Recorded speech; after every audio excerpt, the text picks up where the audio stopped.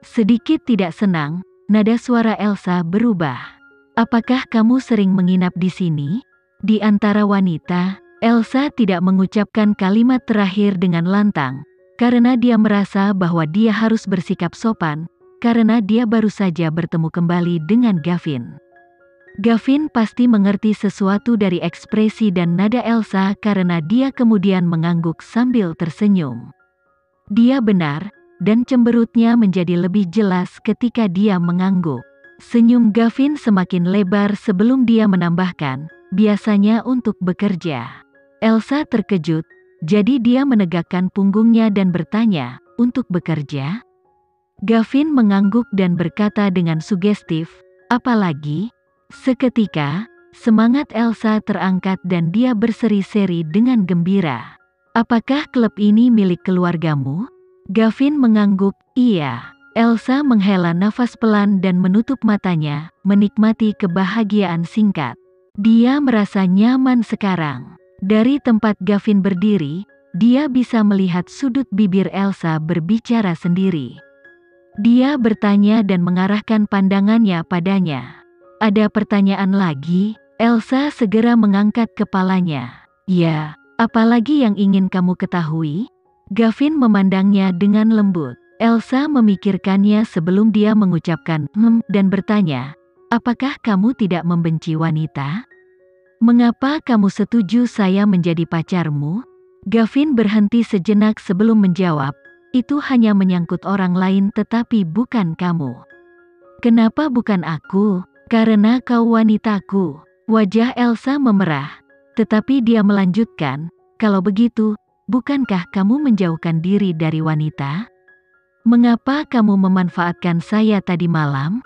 Sejak kehidupan masa lalunya, Elsa selalu ingin tahu mengapa Gavin menyentuhnya ketika dia dikenal tidak tertarik wanita. Saat itu, dia menduga dia bersekongkol dengan Fianna.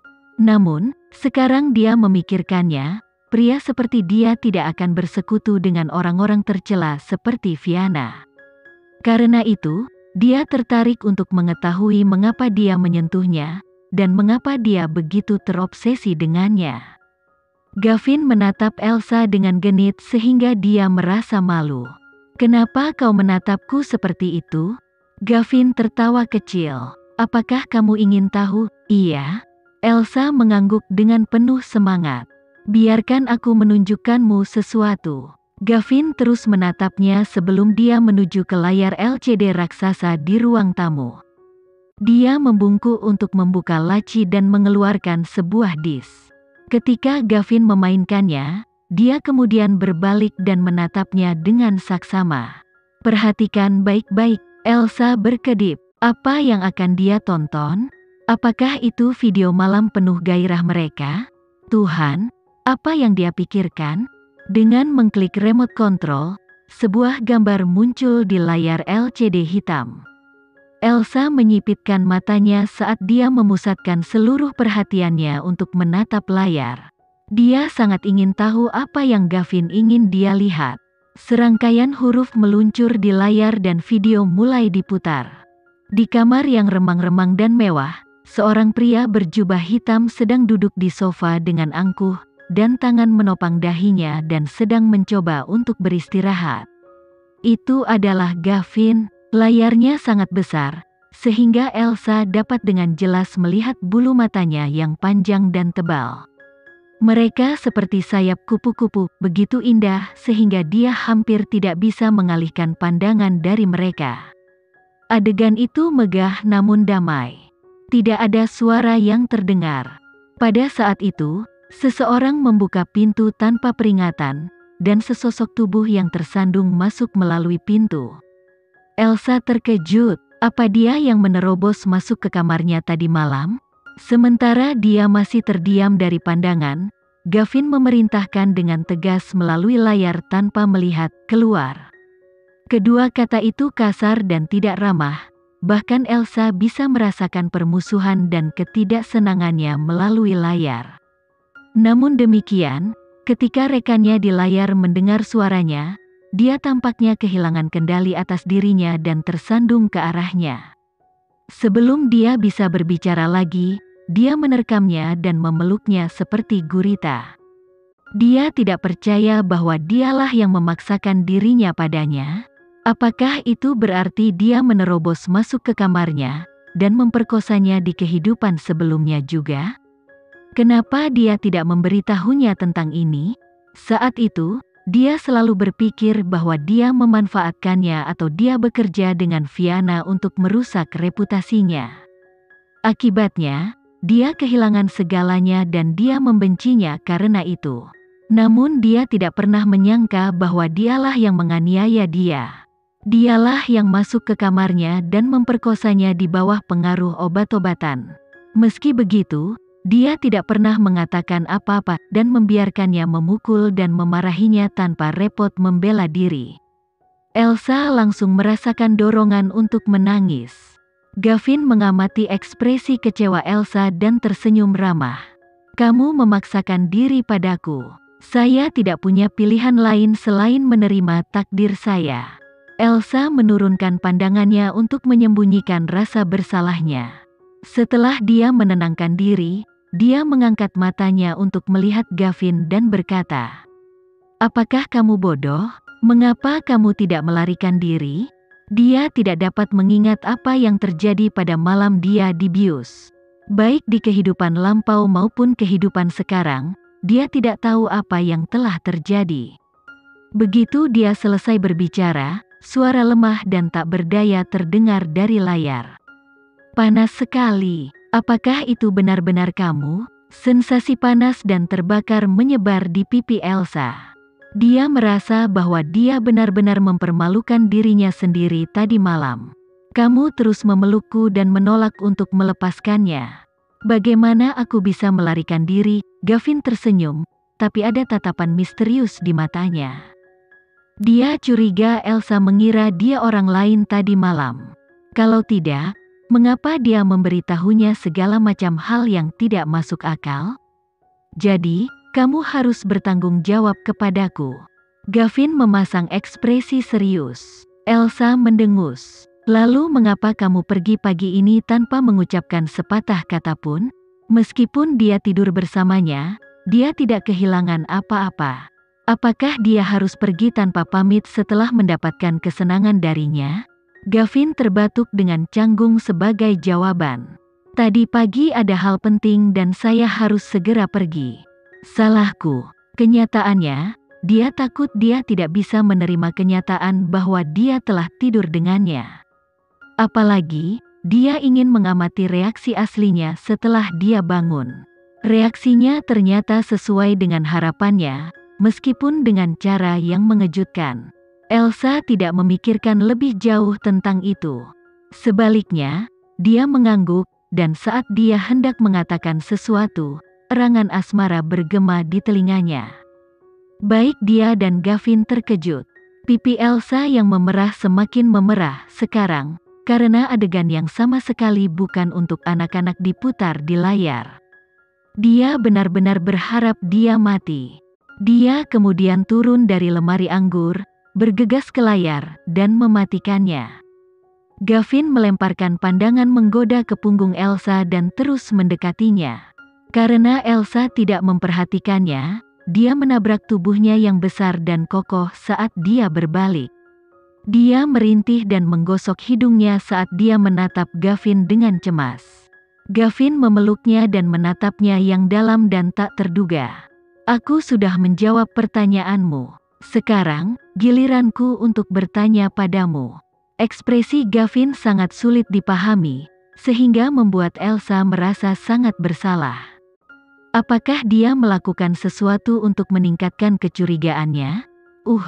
"Apapun yang ingin kau tanyakan, tanyakan saja," katanya ragu-ragu. Gavin mengangguk dan berkata dengan suaranya yang menenangkan, "Apakah kamu tahu siapa aku tadi malam?" Jantung Elsa berdetak kencang. Dia bertanya-tanya apakah dia telah mengatakan sesuatu yang salah saat dia mabuk tadi malam. Dia berpura-pura memikirkannya dan menjawab, "Pikiranku kacau tadi malam, tapi samar-samar aku ingat bahwa itu adalah kamu." "Bagaimana lagi saya bisa tahu identitasmu?" Faktanya, di waktu terakhirnya, dia benar-benar tidak tahu dengan siapa dia tidur. Baru kemudian ketika dia mengunjunginya, dia mengetahui bahwa itu adalah dia. Gavin berhenti, mengangguk, dan melanjutkan, "Jadi, apakah kamu pernah melihatku sebelum tadi malam?" Elsa menggelengkan kepalanya tanpa berpikir dua kali. Tidak, sebelum kejadian itu, dia tidak pernah berpapasan dengannya, jadi jawabannya tegas. Sedikit kekecewaan melintas di mata Gavin. Setelah itu, dia menatapnya dan menambahkan, "Pertanyaan terakhir, mengapa kamu terus meminta maaf kepadaku?" Pertanyaannya langsung membuatnya bingung.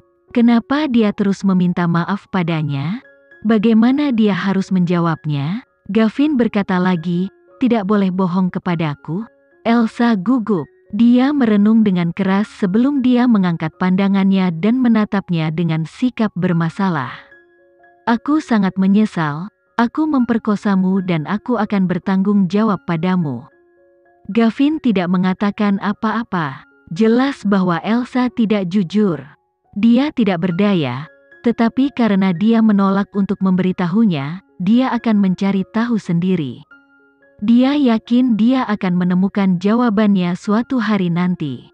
"Baiklah, bagaimana kamu akan bertanggung jawab?" Gavin menggodanya dan beringsut mendekatinya. Merasakan napas hangat pria itu di wajahnya, jantungnya melonjak panik. "Bukankah aku mengatakan bahwa aku akan menjadi pacarmu? Kalau begitu, ayo lakukan sesuatu yang disukai pasangan." Begitu Gavin selesai berbicara, dia menempelkan bibir merahnya di telinganya. Elsa bergidik dan mendorongnya pergi.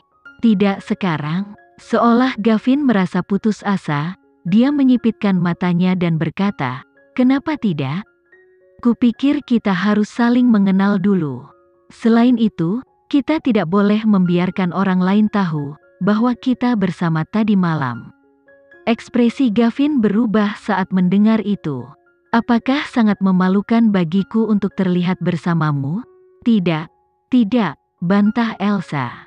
Dia saat ini berbagi rumah yang sama dengan keluarga Nugroho.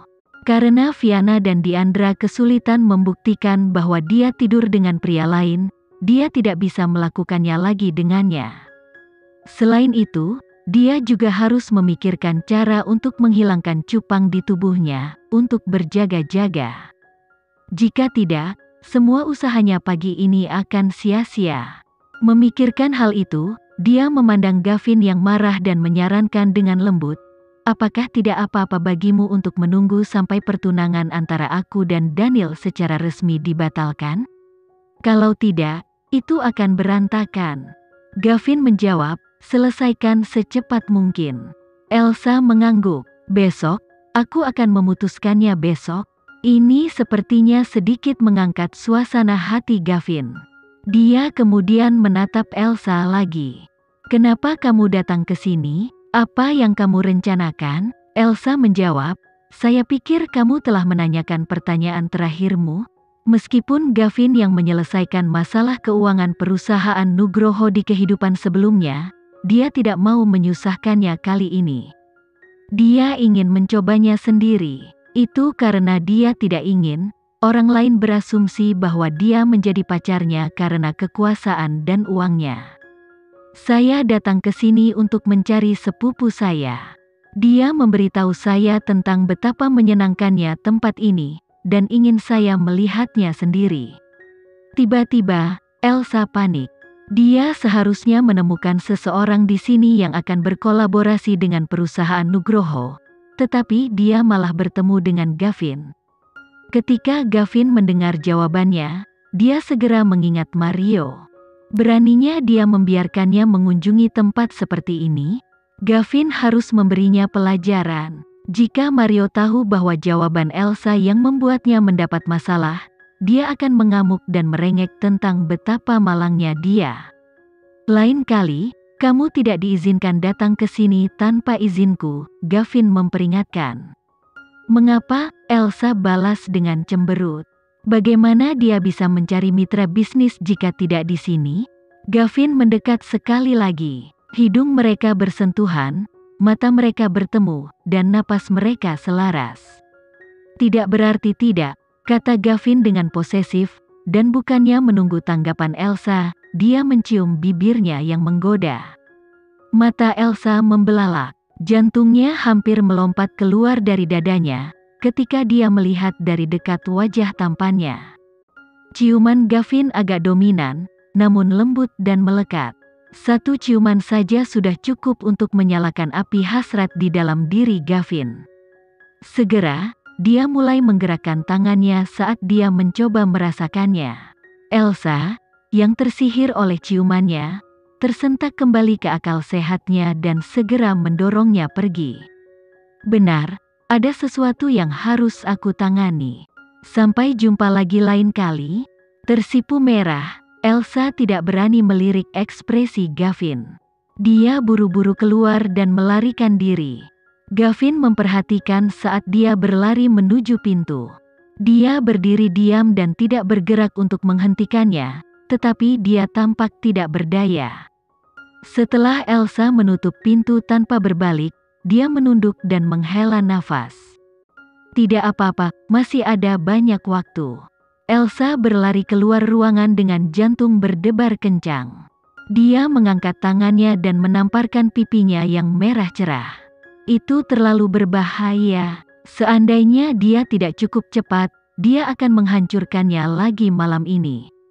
Dia naik lift dan tiba di bawah, ingin mencari Mario. Namun, ketika dia ingat bahwa Gavin telah membawanya pergi, dia terlalu malu untuk kembali ke dalam. Dia merenung sejenak sebelum mengeluarkan ponselnya dan menelepon Mario.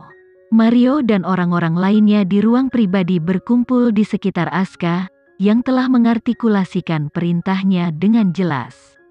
Mereka diinstruksikan untuk merahasiakan insiden malam ini dan menahan diri untuk tidak mempublikasikannya, atau mereka akan bertanggung jawab atas konsekuensinya. Meskipun Aska tidak yakin dengan detailnya, dia tahu bahwa instruksinya akan benar. Saat Mario merasa gugup, telepon di sakunya berdering. Ketika dia mengeluarkannya dan menyadari bahwa itu adalah Elsa, dia semakin terkejut.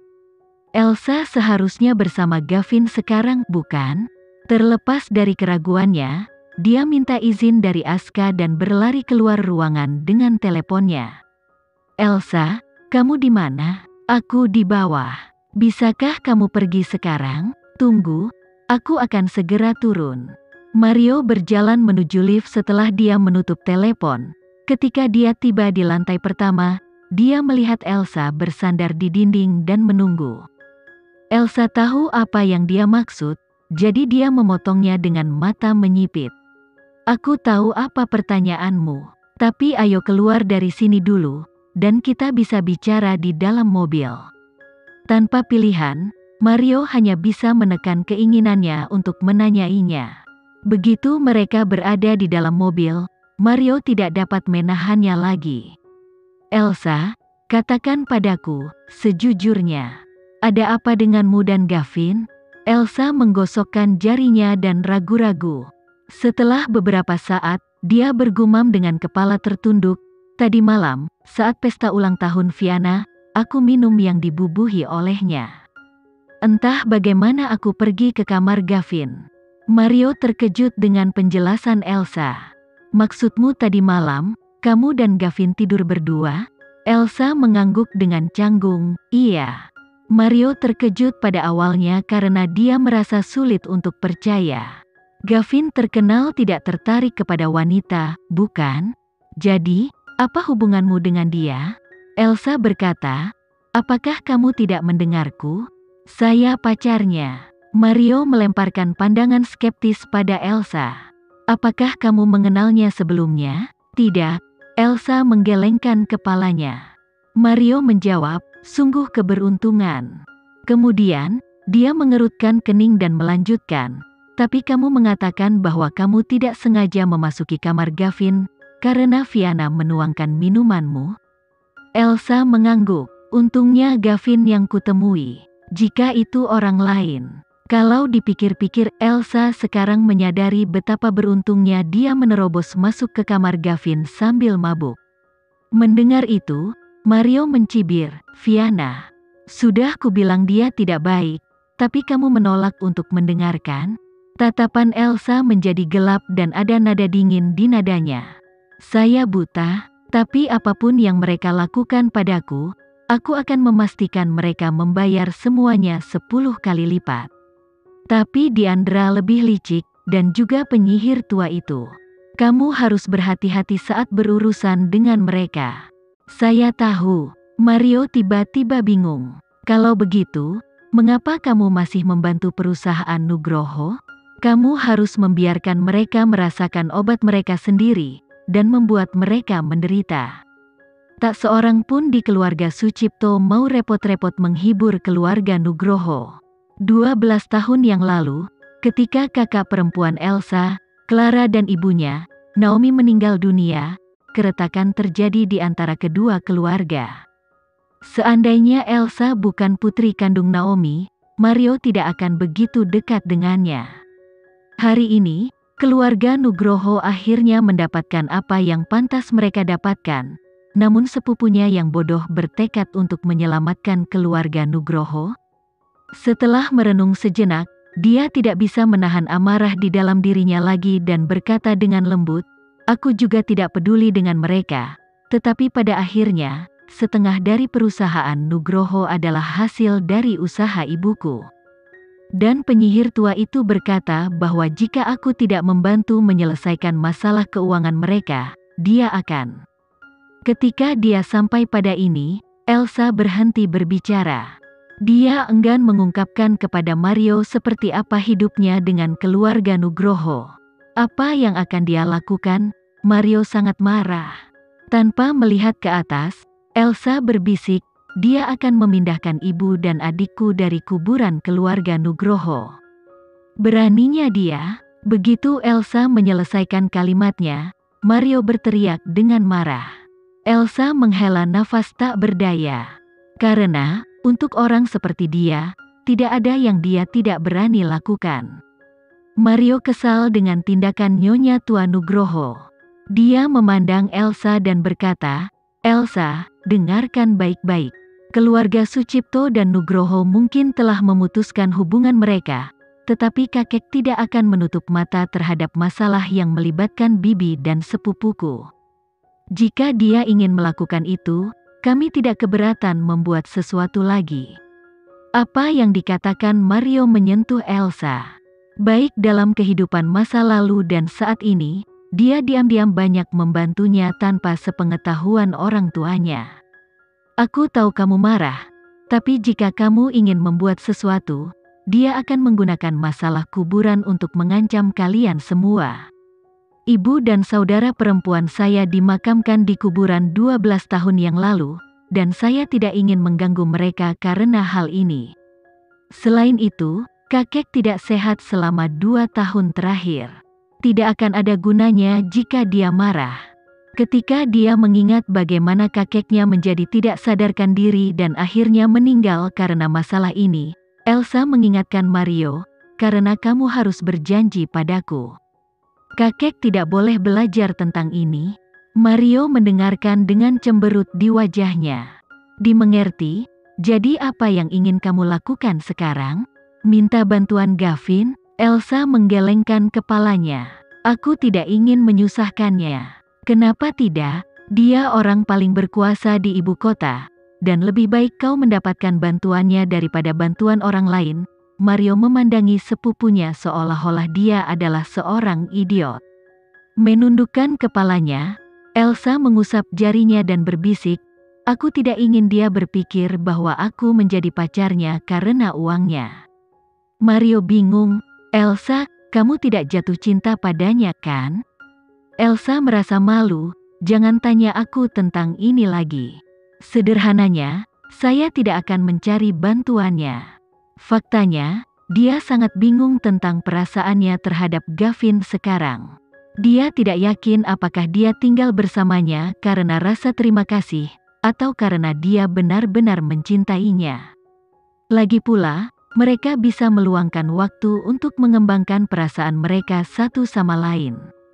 Dalam hidup ini, dia hanya memperhatikannya saja. Mario menatapnya tanpa daya. Tapi kenapa? Dia sangat kaya, dan baginya, menginvestasikan sebagian uangnya di perusahaan Nugroho bukanlah apa-apa. Dengan alis terangkat, Elsa bersikeras, "Saya tidak peduli jika itu bukan apa-apa baginya, saya tidak akan mencari bantuannya. Tolong bantu saya untuk melihat-lihat besok. Saya sangat membutuhkan seseorang yang mau bekerja sama dengan perusahaan Nugroho." Mario juga tidak tahu harus berkata apa. "Bolehkah saya bertanya, apa yang akan kamu tawarkan sebagai imbalan?" Elsa langsung menjawabnya, "Saya akan memberikan 10% saham kepada siapapun yang mau berinvestasi di perusahaan Nugroho." Bibir Mario berkedut dan dia menatap Elsa dan berkata, "Elsa, apa kamu serius? Ini tidak seperti kamu dapat memberikan sesuatu seperti itu dengan begitu mudah, dan itu 10% yang sedang kita bicarakan." Elsa menjawab, "Saya akan menukar 30% saham saya dengan penyihir tua itu dan Diandra. Itu semua sepadan, apapun yang terjadi." Elsa bertanya, "Bukankah ideku luar biasa?" Mario berkedip dan menepuk bahunya, "Kamu luar biasa?" Mempertimbangkan bahwa Elsa gagal menemukan investor hari ini, dia tidak ingin pulang dan ditanyai oleh Nyonya Tua Nugroho dan Diandra. Jadi, dia memutuskan untuk menginap di tempat Mario dan tidur nyenyak. "Istirahatlah." Mario mengantarnya ke kamarnya. Dia mengangguk lembut dengan senyum tipis. "Iya, selamat malam." Dia menyandarkan tubuhnya yang ke pintu untuk sementara waktu, dan mengingat kejadian hari itu. Rasanya sangat tidak nyata, seperti mimpi. Perlahan, dia menutup matanya dan berbisik pada dirinya sendiri, "Elsa, kamu harus mengubah nasibmu." Dia mengisi bak mandi dengan air dan membawa pakaian. Ketika dia melihat cupang dan bekas gigitan di tubuhnya, mulutnya gemetar. Apakah zodiak Gavin adalah anjing? Dan mereka mengatakan dia tabah, selibat, dan mengabaikan wanita. Kebohongan. Dia jelas pria tua yang sehat. Elsa berendam di bak mandi, dengan lembut memijat cupang di tubuhnya. Dia mengingatkan dirinya sendiri untuk mengoleskan salep yang dibelinya untuk mengobati memar. Setelah mandi dan mengoleskan salep, dia berbaring di tempat tidur empuk yang besar, dan mengangkat teleponnya untuk membuka internet. Kemudian, dia menyadari bahwa, secara ajaib, foto yang diambil oleh para reporter pagi ini hanya menunjukkan Daniel dan Fiana, tetapi bukan dirinya sendiri. Dia menjelajahi beberapa situs web lain, tetapi halaman itu juga tidak berisi foto dirinya. Selain itu, beberapa foto Fiana tidak disensor. Dia tersenyum dingin. "Ini baru permulaan, Fiana."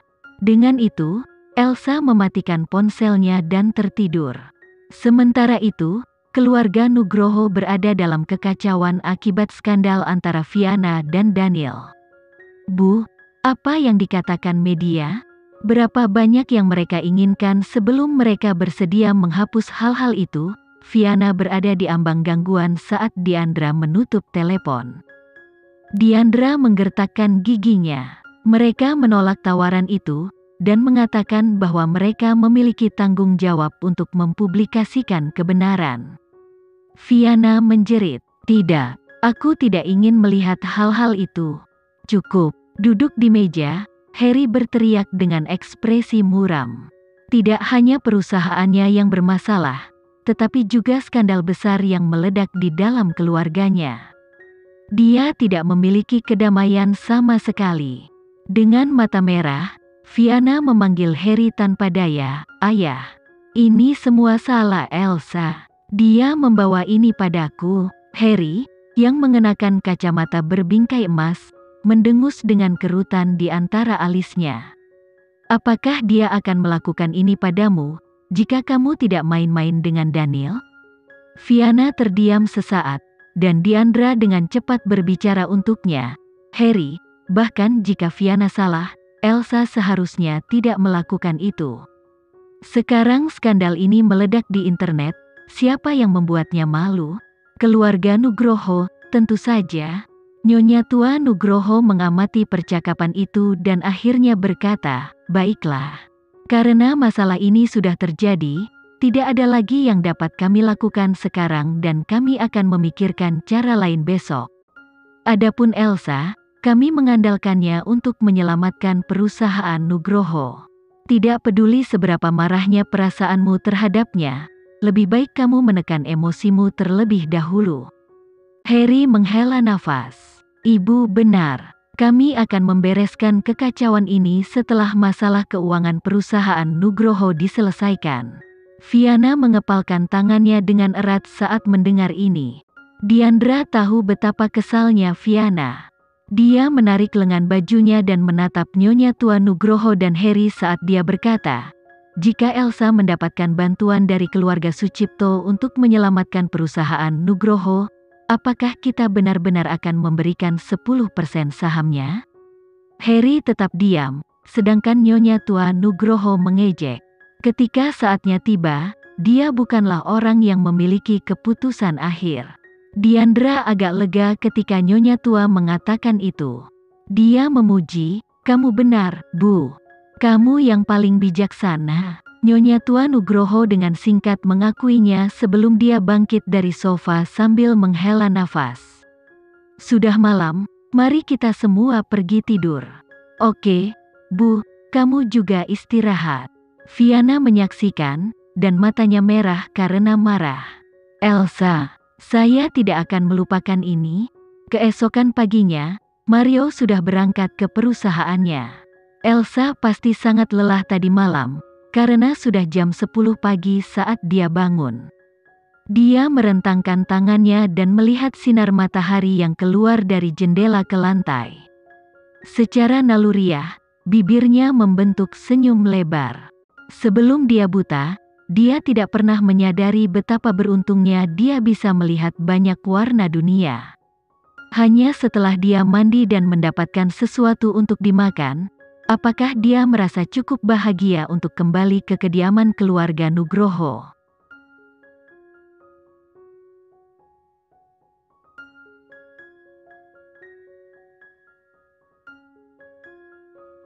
Sekian dulu ya video kali ini. Kita lanjutkan lagi videonya di lain waktu. Oh iya, bagaimana menurut kalian? Semoga bisa sedikit menghibur kalian semua. Untuk teman-teman yang baru nonton, jangan lupa subscribe ya, hehehe. Dan kalau teman-teman ada yang ingin gabung langganan, bisa langsung gabung saja untuk dapat fitur yang menarik dan sedikit membantu Mimin. Terima kasih banyak sudah menonton, sampai jumpa lagi, bye.